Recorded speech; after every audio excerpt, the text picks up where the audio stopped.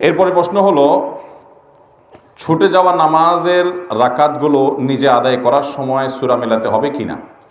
খুব দরকারি এবং গুরুত্বপূর্ণ একটি প্রশ্ন, অনেকেই প্রশ্ন করে থাকেন। প্রায় সূরা মেলানোর জন্য ওলামা একরাম এবং ফোকা একরামের দুটি মত আছে। অনেক ওলামা একরাম বলেছেন, ইমামের সাথে যে নামাজগুলো ছুটে গেছে, 3 রাকাত 2 রাকাত, যেগুলো ছুটে গেছে পায় নাই, সেই নামাজগুলো যখন মুক্তাদি পরবর্তীতে ইমাম সালাম ফেরানোর পর তিনি দাঁড়িয়ে একা একা আদায় করবেন, এগুলো তার সালাতের শেষ অংশ। অনেক ওলামা একরাম ফোকা একরাম বলেছেন শেষের রাকাত।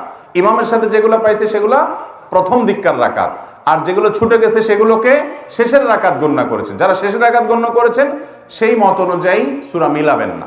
কিন্তু এই মতের চাইতে অধিকতর অগ্রগণ্য মত এবং সতর্কতাপূর্ণ মত হলো যে যেই রাকাতগুলো ছুটে গেছে সেগুলোকে মুক্তাদি যখন একাকী আদায় করবেন সেগুলোকে শুরুর দিককার রাকাত ধরবেন, আর যখন শুরুর দিককার রাকাত ধরবেন তখন সূরা ফাতিহার সাথে অন্য সূরা মিলাবেন। বুঝাতে পেরেছি? এবার আসেন আমরা এক্সাম্পলে যাই। 4 রাকাতওয়ালা নামাজ, শেষে 1 রাকাত পাইছেন ইমামের সাথে, ইমাম সালাম ফিরাই ফেলেছে, আপনি সালাম ফেরাবেন না। ইমামের সালাম দোনো দিকে ফেরানো হয়ে গেছে, তারপর আপনি দাঁড়িয়ে আপনার ছুটে যাওয়া সালাত আদায় করবেন।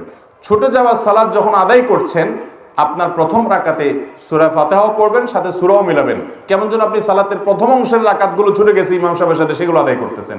একইভাবে আবার দ্বিতীয় রাকাতেও সূরা ফাতিহার সাথে সূরা মিলাবেন। আপনার তৃতীয় রাকাতে আর সূরা ফাতিহার সাথে সূরা মিলাবেন না, কারণ 2 রাকাত তো সূরা মিলানো হয়েই গেছে। এটা তো 3 নম্বর রাকাত সিরিয়ালে, সেখানে তো সূরা মিলানো নাই। কথা কি বুঝতে পারছি? এবার আসুন 4 রাকাতওয়ালাটা আপনারা বলেন দেখি। 4 রাকাতওয়ালা নামাজের 2 রাকাত ছুটে গেছে আর 2 রাকাত পাইছে, তাহলে ইমামের সালাম ফেরানোর পর দাঁড়ায় যখন 2 রাকাত পড়বে, সেই 2 রাকাতে সূরা ফাতিহার সাথে সূরা মিলাবে না মিলাবে না?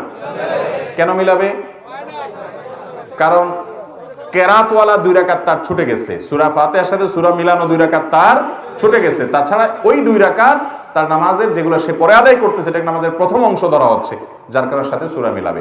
যদিও ফকর আকরামের আরেকটা মতো আছে, কিন্তু এই মতটা অধিকতর সতর্কতাপূর্ণ। কথা কি বুঝতে পারছেন?